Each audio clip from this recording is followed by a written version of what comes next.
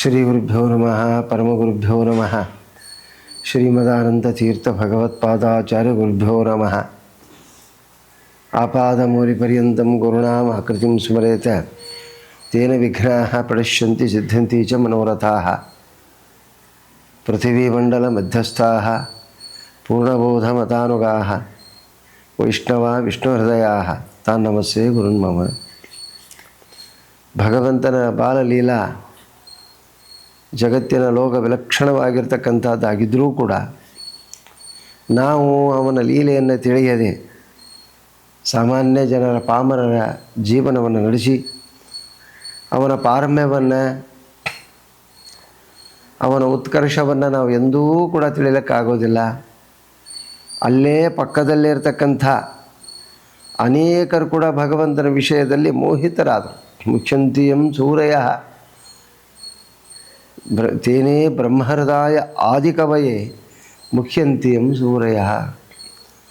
ಜ್ಞಾನಿಗಳು ಕೂಡ ಭಗವಂತನ ವಿಷಯದಲ್ಲಿ ಮುಗ್ಗರಿಸಿ ಬೀಳತಕ್ಕಂಥ ಸಂದರ್ಭಗಳನ್ನು ನಾವು ಇತಿಹಾಸ ಪುರಾಣಗಳಲ್ಲಿ ಕಾಣ್ತೀವಿ.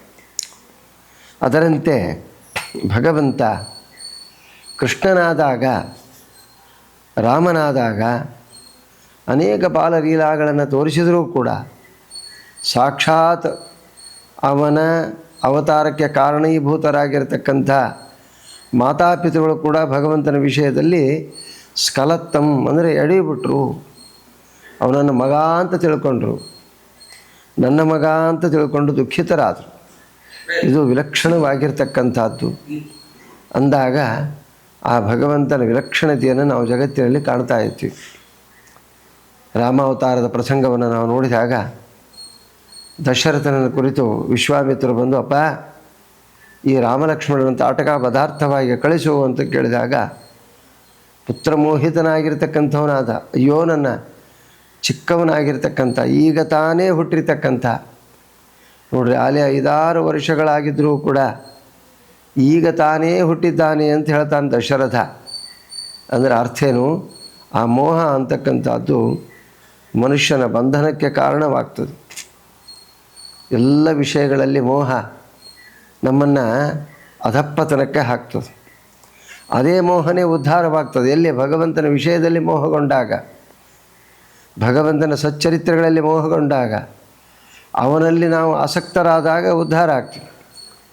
ಅವನಿಂದ ವ್ಯತಿರಿಕ್ತವಾಗಿರ್ತಕ್ಕ ಈ ಪ್ರಪಂಚದಲ್ಲಿ ಮೋಹಗೊಂಡಿವಿ ಅಂದರೆ ನಶ್ವರವಾಗಿರ್ತಕ್ಕಂಥದ್ದು, ಯಾವುದೋ ಒಂದು ಕಾಲಕ್ಕೆ ನಾಶ ಆಗತಕ್ಕಂಥದ್ದು, ಸದಾ ನಾಶ ಆಗ್ತದೆ, ಎಲ್ಲ ಕಾಲಕ್ಕೂ ನಾಶ ಆಗ್ತದೆ. ನಾಶ ಆಗಿ ಮತ್ತೆ ಸೃಷ್ಟಿ ಆಗ್ತದೆ, ಮತ್ತೆ ನಾಶ ಆಗ್ತದೆ. ಅದಕ್ಕೆ ಎಂದೂ ಕೂಡ ನಾವು ಅದನ್ನೇ ಆಶ್ರಯಿಸಿ ಅದನ್ನೇ ಅವಲಂಬಿಸಿ ನಾವೇನಾದರೂ ಪ್ರಯತ್ನ ಮಾಡಕ್ಕೆ ಹೋದರೆ ನಾವು ಕೂಡ ಜೀರ್ಯತಾಂ ಲೋಕೆ, ನಾವೇ ಅದರಲ್ಲಿ ಜೀರ್ಣ ಆಗ್ತೀವಿ ಹೊರತು ಪದಾರ್ಥಗಳು ಯಾವುವೂ ಜೀರ್ಣವಾಗೋದಿಲ್ಲ. ಅದಕ್ಕೋಸ್ಕರ ಅಂಥ ಯಾವ ಮಹಾನುಭಾವ ದಶರಥ ಸ್ವಯಂಭೂ ಮನೋವನು, ಸಾಮಾನ್ಯನಲ್ಲ. ಅಂಥ ಮಹಾನುಭಾವ ಏನು ಮಾಡ್ಲಿಕ್ಕೆ ಹೊರಟ? ಯಾವ ರೀತಿಯಾಗಿರ್ತಕ್ಕಂಥ ಪ್ರಸಂಗ, ತನ್ನ ಮಗನನ್ನು ತನ್ನ ಮಗ ಅಂತ ಹೇಳಿಬಿಟ್ಟ. ಅಪ್ಪ ನಾನು ಕೊಡೋದಲ್ಲ ಅಂದ. ಆಗ ವಿಶ್ವಾಮಿತ್ರ ಅವನ ಸ್ವರೂಪವನ್ನು ಹೇಳ್ತಾರಪ್ಪ, ಅವನು ಯಾರನ್ನು ತಿಳ್ಕೊಂಡ್ಯೋ? ನೀನೇನೋ ನಿನ್ನ ಮಗ ಅಂತ ಇಟ್ಕೊಂಡ್ಯ. ಅಲ್ಲ, ಅವನು ಜಗಜ್ಜನಕನಾಗಿರ್ತಕ್ಕಂಥ ಶ್ರೀಮನ್ನಾರಾಯಣ. ಜಪ ಮಾತ್ರದಲ್ಲಿ ನೀವು ಮಾಡಿರ್ತಕ್ಕ ತಪಸ್ಸಿಗೆ ನಿಮ್ಮ ಮಗನಾಗಿ ಬಂದಿದ್ದಾನೆ ಹೊರತು ಅವನ ಮಗನಲ್ಲ. ಅವನು ಬಂದದ್ದೇ ಲೋಕ ಕಲ್ಯಾಣಕ್ಕಾಗಿ ಅಂದಾಗ ಆಶ್ಚರ್ಯವಾಗ್ತದೆ. ಆಗ ದಶರಥ ಮಹಾರಾಜ ಕಳಿಸಿದ ಅಂತ ಬರ್ತದೆ. ಅದರಂತೆ ಪ್ರತಿಯೊಂದು ಕ್ಷಣಗಳಲ್ಲಿಯೂ ಕೂಡ ನಾವು ಭಗವಂತನ ಬಾಲಲೀಲೆಯನ್ನು ನೋಡಿದಾಗ ಅವನ ಸಖ, ಅವನ ಗೆಳೆಯರು ಅವರೆಲ್ಲರೂ ಕೂಡ ಕೃಷ್ಣನ ಸಾಮಾನ್ಯ ನಮ್ಮ ಗೆಳೆಯ ಅಂತ ಇಟ್ಕೊಳ್ತಾರೆ. ಪ್ರತಿ ಕ್ಷಣದಲ್ಲಿ ತೋರಿಸ್ತಾ ಇರ್ತಾನೆ. ದಾವಾಗ್ನಿಯನ್ನು ನುಂಗಿದ, ಕಾಲಿಯ ಮರ್ದನ ಮಾಡಿದ, ಅನೇಕ ಘೋರರಾಗಿರ್ತಕ್ಕ ರಾಕ್ಷಸನ ಸಂಹಾರ ಮಾಡಿದರೂ ಕೂಡ ಭಗವಂತನನ್ನು ಅವರು ತಿಳಿಯದೇ ಹೋದರು.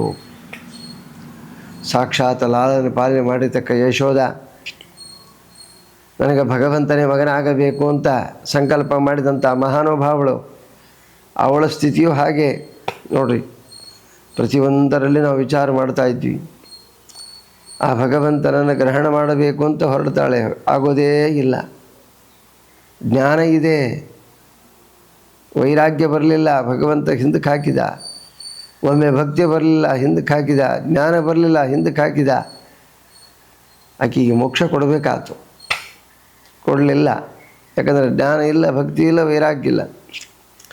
ಜ್ಞಾನ ಭಕ್ತಿ ವೈರಾಗ್ಯಗಳು ಬಂದಾಗ ಮಾತ್ರ, ಏಕಕಾಲದಲ್ಲಿ ಬಂದರೆ ಮಾತ್ರ ಭಗವಂತ ಅನುಗ್ರಹ ಮಾಡಬಲ್ಲ.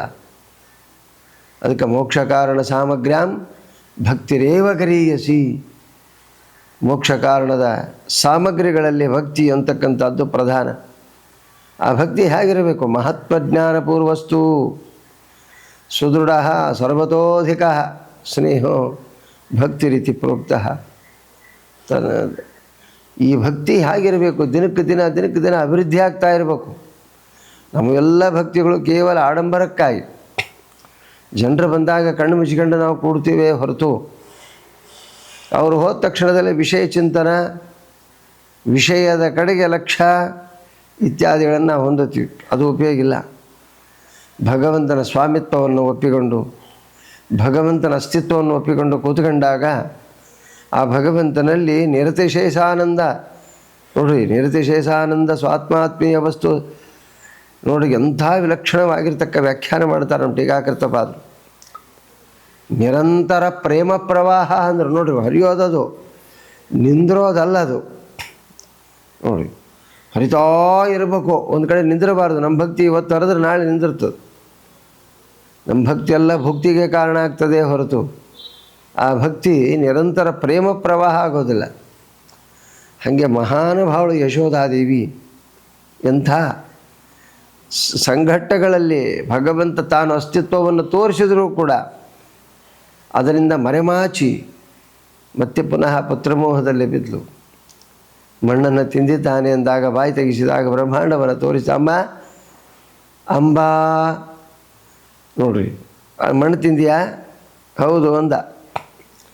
ಬರೀ ಮಣ್ಣಲ್ಲ, ಇಡೀ ಜಗತ್ತನ್ನೇ ನುಂಗತಕ್ಕವನ್ನ. ಈ ಮಣ್ಣೆಲ್ಲ ಏನು? ಈ ಪ್ರಕೃತಿಮಯವಾಗಿರ್ತಕ್ಕ ಪ್ರಪಂಚವನ್ನೇ ಒಂದು ದಿವಸ ಅಂತ ಬಾಯಿ ತೆಗೆದು ಗುಳುಕ್ಕಂತ ನುಂಗಿ ಹಾಕ್ತೀವಿ. ಸಕಲ ಜೀವರಾಶಿಗಳು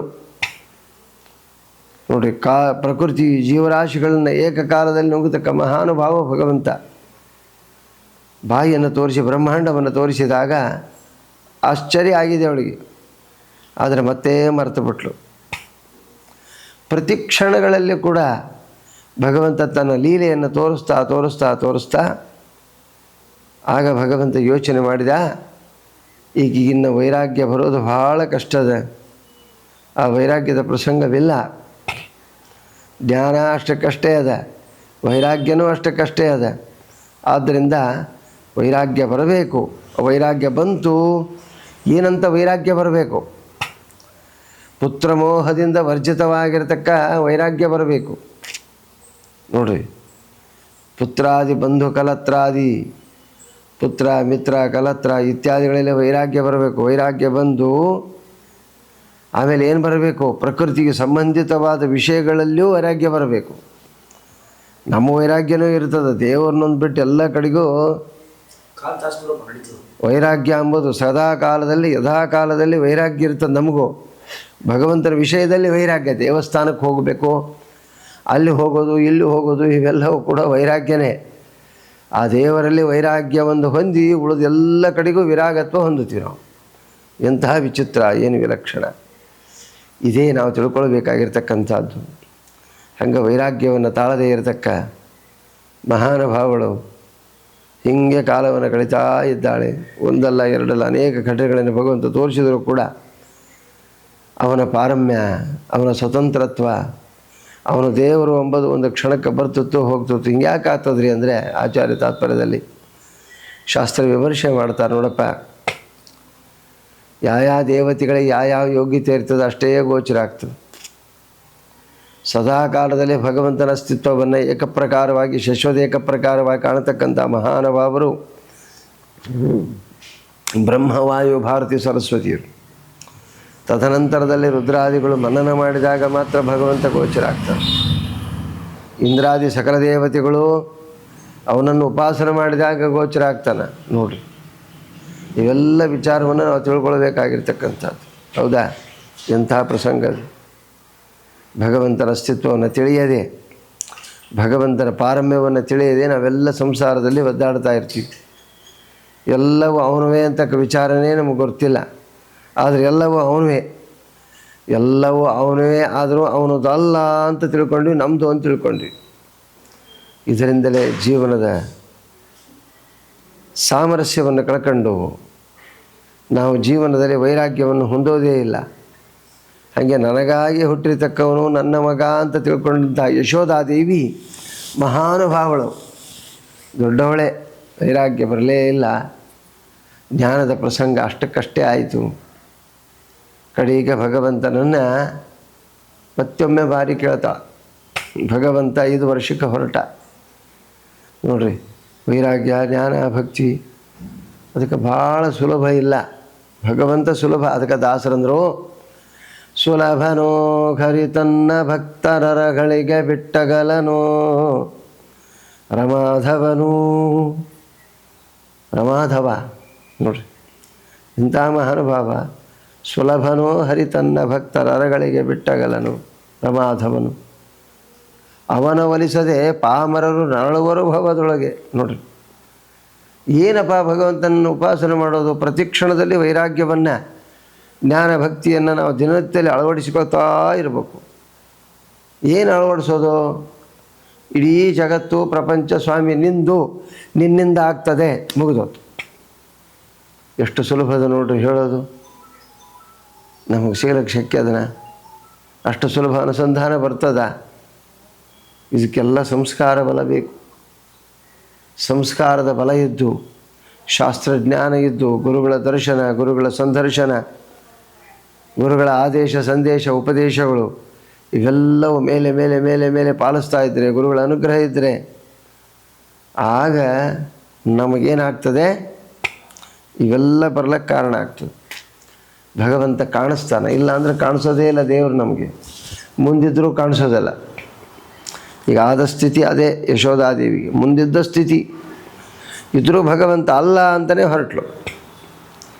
ಅವನಿಗೆ ಶಾಸನ ಮಾಡ್ತೀನಿ ಅಂತ ಹೊರಟ್ಲು. ಕೋಲು ಹಿಡ್ಕೊಂಡು ಹೊಡಿಲಕ್ಕೆ ಹೋದ್ಲು. ನೋಡು, ಭಗವಂತನ ಅಮ್ಮ ನಾ ಸಿಗ್ತೀನಿ ನೋಡು ಅಂದ. ಓಡಿದ್ಲು. ಭಗವಂತನ ಧಾವಿಸಿದ್ಲು.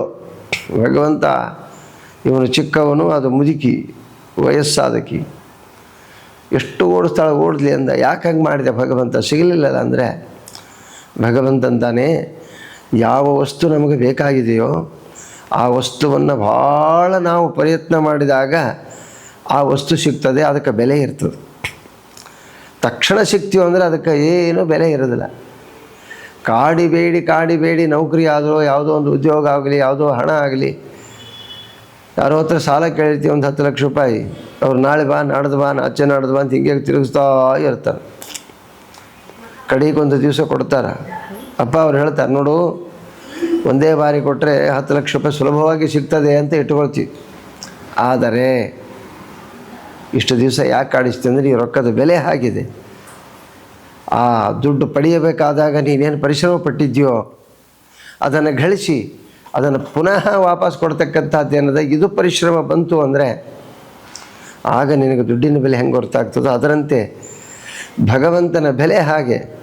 ಭಗವಂತನ ಉತ್ಸವಗಳಿಗೆ, ಭಗವಂತನ ಸೇವಾಕ್ಕೆ ನಾವು ಏನಾಗಬೇಕು? ಬದ್ಧ ಕಂಕಣರಾಗಬೇಕು. ಅವನನ್ನು ಹುಡುಕಬೇಕು, ಅವನನ್ನು ಬೆನ್ನು ಹತ್ತಬೇಕು. ಬೆನ್ನು ಹತ್ತಿದಾಗ ಮಾತ್ರ ಭಗವಂತ ಸಿಗ್ತಾನೆ. ಆ ಬೆನ್ನು ಹತ್ತದೇ ಹೋದಾಗ ಭಗವಂತ ಯಾವ ಕಾಲಕ್ಕೂ ನಮಗೆ ಸಿಗದೇ ಇರತಕ್ಕಂಥವನಾಗ್ತಾನೆ. ಭಗವಂತನನ್ನು ನಾವು ಹಿಂಬಾಲಿಸಿದಾಗ ಭಗವಂತ ನನ್ನನ್ನು ಎಷ್ಟು ಹಿಂಬಾಲಿಸ್ತಾರೆ ಅಂತ ಭಗವಂತ ಪರೀಕ್ಷೆ ಮಾಡ್ತಾನೆ. ಅವನನ್ನು ಅತ್ಯಂತವಾಗಿ ಹಿಂಬಾಲಿಸಿದಾಗ ಮಾತ್ರ ಭಗವಂತ ನಮಗೆ ಸಿಗ್ತಾನೆ. ಅವನೇ ಗತಿ. ಅವನನ್ನು ಹಿಡಿಯಲೇಬೇಕು ಅಂದಾಗ ಭಗವಂತ ನಮಗೆ ಲಭ್ಯ ಆಗ್ತಾನೆ ಹೊರತು 4 ಪ್ರದಕ್ಷಿಣೆ 5 ಪ್ರದಕ್ಷಿಣೆ ಹಾಕೋದ್ರಿಂದ ಭಗವಂತ ಸಿಗೋದಿದ್ದರೆ ಯಾವ ದೇವಸ್ಥಾನಗಳು ಬೇಕಾಗಿದ್ದಿಲ್ಲ, ಏನು ಬೇಕಾಗಿದ್ದಿಲ್ಲ. ಅಂತ ಭಗವಂತ ನಮಗೆ ಸಿಗಬೇಕು ಅಂತಾದರೆ ನಾವು ಅತ್ಯವಶ್ಯಕವಾಗಿ ಆ ಭಗವಂತನನ್ನು ಹಿಂಬಾಲಿಸಬೇಕು. ಹಿಂಬಾಲಿಸೋದಂದ್ರೇನು? ಅವನ ಆಜ್ಞೆಯನ್ನು ಪರಿಪಾಲನೆ ಮಾಡುವುದೇ ಹಿಂಬಾಲಿಸುವುದು, ಮತ್ತೇನೂ ಅಲ್ಲ. ಭಗವಂತನ ಆಜ್ಞೆಯನ್ನು ಶ್ರುತಿ ಸ್ಮೃತಿ ಹರೇರಾಜ್ಞಾ. ಆ ಭಗವಂತನ ಆಜ್ಞೆಯನ್ನು ನಾವು ಪರಿಪಾಲನೆ ಮಾಡ್ತಾ ಹೋದರೆ ವ್ರತ ನೇಮ ಧರ್ಮ ಅನುಷ್ಠಾನ ಉಪವಾಸ, ಅವನಿಗೋಸ್ಕರವಾಗಿರ್ತಕ್ಕಂಥ ತ್ಯಾಗ, ನಮಗೆ ಬಂದ ವಸ್ತುಗಳನ್ನೆಲ್ಲವನ್ನು ಭಗವಂತ ನಿಂದು ಅಂತ ನಮಗೆಷ್ಟು ಬೇಕು ಅಷ್ಟೇ ಇಟ್ಟುಕೊಂಡು ವೈರಾಗ್ಯ ಭಾಗ್ಯವನ್ನು ನಾವು ಸಂಪಾದನೆ ಮಾಡ್ತಾ ಹೋದರೆ ಭಗವಂತ ತನ್ನಷ್ಟಾನೇ ಬರ್ತಾನೆ. ಅದಕ್ಕೆ ವೇದದಲ್ಲಿ ಹೇಳ್ತದೆ, ನ ಕರ್ಮಣ ನ ಪ್ರಜಗಾಧರೆ ನ ತ್ಯಾಗೇ ನೈಕೆ ಅಮೃತತ್ವಮಾನುಷು ತ್ಯಾಗೇನೈವ. ಆ ತ್ಯಾಗದಿಂದಲೇ ನಮಗೆ ಸಿಗ್ತದೆ ಹೊರತು ಭಗವಂತನಿಗೆ ನಾವು ತ್ಯಾಗ ಮಾಡಲಿಲ್ಲ, ವಿಷಯಗಳ ತ್ಯಾಗ ಆಗಲಿಲ್ಲ ಅಂದರೆ ಭಗವಂತ ನಮಗೆ ಲಭ್ಯ ಆಗೋದಿಲ್ಲ. ನಾವು ಭಗವಂತನನ್ನೇ ತ್ಯಾಗ ಮಾಡಿಬಿಡ್ತೀವಿ, ವಿಷಯಗಳಿಂದ ಬೆನ್ನು ಹತ್ತೀವಿ. ಆ ವಿಷಯಗಳು ಎಂದೂ ನಮಗೆ ಸಿಗೋದಿಲ್ಲ. ಆ ಸಿಗಬೇಕಾದ ವಸ್ತು ನಮಗೆ ಉಪಯೋಗವಿಲ್ಲ, ಸಿಕ್ಕರೂ ಉಪಯೋಗವಿಲ್ಲ. ಯಾವ ಪ್ರಕೃತಿ, ಯಾವ ಸಂಬಂಧ, ಯಾವುದನ್ನು ನಾವು ನಮಗೆ ಅಪೇಕ್ಷಿತವಾದ್ದು ನಮ್ಮನ್ನು ಉದ್ಧಾರ ಮಾಡ್ತದೆ ಅಂತ ಇಟ್ಟುಕೊಂಡಿದ್ದೀವೋ ನಾವು ಅದನ್ನು ಬೆನ್ನು ಹತ್ತಾ ಹೋದರೆ ಮಾತ್ರ ಯಾವ ಕಾಲದಲ್ಲೂ ನಾವು ಉತ್ತಮವಾದ ಗತಿಯನ್ನು ಹೊಂದೋದಿಲ್ಲ. ಯಾರನ್ನು ಬೆನ್ನು ಹತ್ತಿದಾಗ ನಾವು ಉತ್ತಮವಾಗಿರ್ತಕ್ಕಂಥ ಗತಿಯನ್ನು ಹೊಂದುತ್ತೀವಿ, ಅದನ್ನು ನಾವು ಸರಿಯಾಗಿ ತಿಳ್ಕೊಂಡಾಗ ಭಗವಂತ ನಮ್ಮನ್ನು ಹಿಂಬಾಲಿಸ್ತಾನೆ.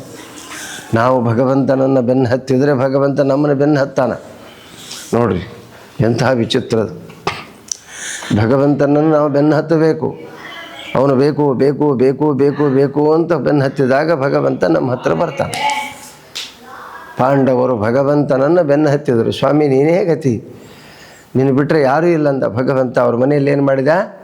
ಕುದುರೆಯ ಪಾಲಿಸಿದ, ಕುದುರೆಗೆ ತೊಳೆದ, ಗೋಗಳನ್ನು ರಕ್ಷಣೆ ಮಾಡಿದ, ಬ್ರಾಹ್ಮಣರ ರಕ್ಷಣೆ ಮಾಡಿದ, ಅವರ ಮಾನವನ ರಕ್ಷಣೆ ಮಾಡಿದ. ನೋಡ್ರಿ ಎಲ್ಲ ಕಾಲಗಳಲ್ಲಿ ಎಲ್ಲ ಇತಿಹಾಸಗಳಲ್ಲಿ ನೋಡ್ರಿ ನೀವು, ಯಾರು ಅತ್ಯಂತವಾದ ತಪಸ್ಸನ್ನು ಮಾಡಿದ್ದಾರೋ ಅವರಿಗೆ ಬೇಕಾದಷ್ಟು ಕೊಟ್ಟ. ಸೌಭರ್ಯ ಋಷಿಗಳು ಎಷ್ಟೋ ಕಲ್ಪ ಪರ್ಯಂತರವಾದ ತಪಸ್ಸನ್ನು ಮಾಡಿದ ಸೌಭರ್ಯ ಋಷಿಗಳು. ಅವರು ಅಪೇಕ್ಷೆ ಪಟ್ಟರು, ಮಾಂಧಾತನ 50 ಮಂದಿ ಮಕ್ಕಳನ್ನು ಲಗ್ನ ಆಗಬೇಕು ಅಂತ ಅಪೇಕ್ಷೆ ಪಟ್ಟರು. ಭಗವಂತಂದ ಏನು ಕಾಳಜಿ ಮಾಡ್ಬಿಟ್ಟು ನಾ ಇದ್ದೀನಿ ಅಂದ. ನೋಡ್ರಿ ದೇವರು.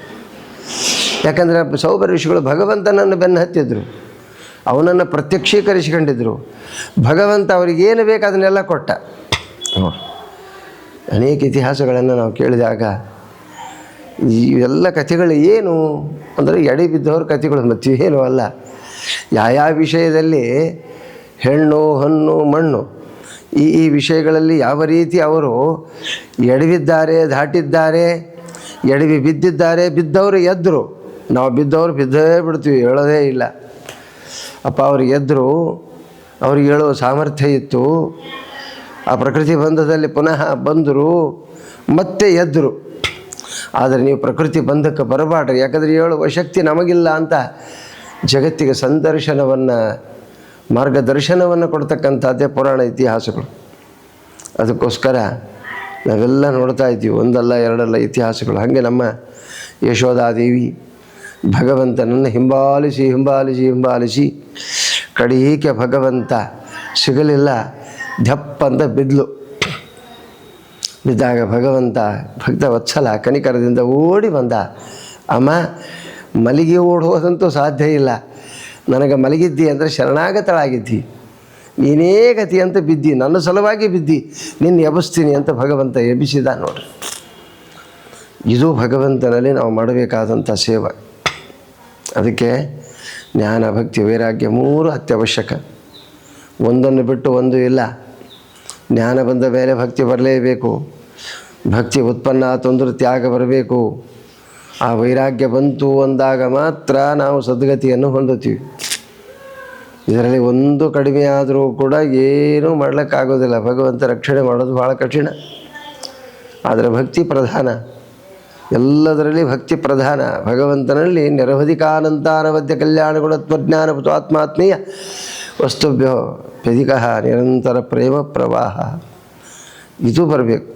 ಇದು ಬಂತು ಅಂದಾಗ ಎಲ್ಲದರಲ್ಲಿ ರಕ್ಷಕ ನೀನೇ ಅಂತ ಬಂದಾಗ ಭಗವಂತ ರಕ್ಷಣೆ ಮಾಡ್ತಾನೆ. ಹಂಗೆ ಮಹಾನುಭಾವಳಾಗಿ ಯಶೋಧಾದೇವಿ ಆ ಭಗವಂತನನ್ನು ಹಿಡಿದಿದ್ದಾಳೆ. ಭಗವಂತ ಇವಳನ್ನು ಹಿಡಿದ. ನೋಡ್ರಿ, ಪರಸ್ಪರಂ ಭಾವಯಂತಹ ಶ್ರೇಯ ಪರಮವಾಪ್ಸತ. ಅವನನ್ನೇ ಹಿಡಿಬೇಕು, ನೀನೇ ಅಂತ ಗತಿ ಆಗಬೇಕು. ಕೃಷ್ಣ ಅರ್ಜುನಿಗೆ ಉಪದೇಶ ಮಾಡಿದಾಗ ವಿಶ್ವರೂಪ ದರ್ಶನ ಮಾಡಿದಾಗಪ್ಪ ಸ್ವಾಮಿ ನಾನೇ ಕೊಲ್ತೀನಿ ಅಂತ ಇಟ್ಕೊಂಡಿದ್ದೆ ಎಲ್ಲ ಕೌರವ್ರನ್ನ, ನಾನೇನು ಕೊಲ್ಲೋನಲ್ಲ, ನೀನೇ ಕೊಲ್ಲಿದ್ದಿ ಅವ್ರನ್ನೆಲ್ಲ. ಸುಮ್ಮನೆ ನಾನು ನೆಪಪಾತ್ರದಲ್ಲಿ ಯುದ್ಧ ಮಾಡತಕ್ಕವನು ಅಂತ ಅನುಸಂಧಾನ ಬಂತು.